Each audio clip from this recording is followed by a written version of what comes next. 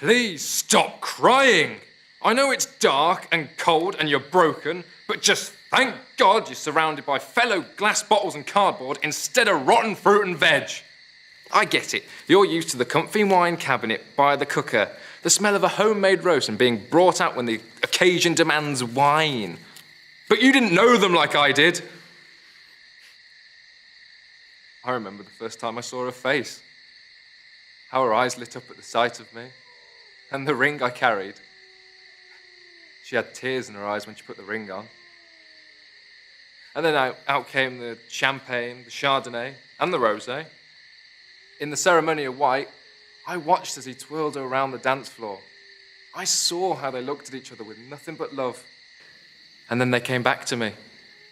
She'd hold me tightly in a warm embrace before holding me up. Cheers. But then, before I knew it, white turned to black. He was a good man, they say.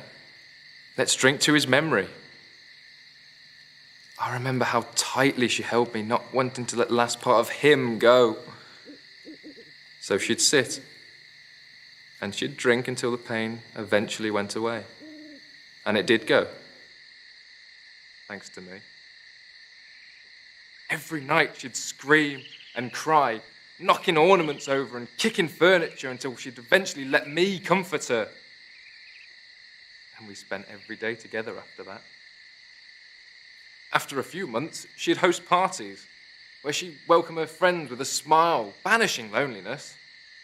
She started to introduce me to those friends so I could offer them a little bit of that comfort too.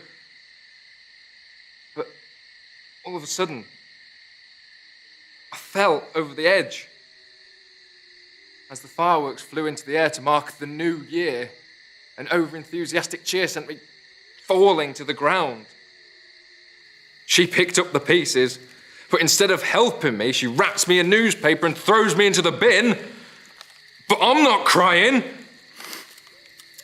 I might have lost someone who's important to me, but who doesn't?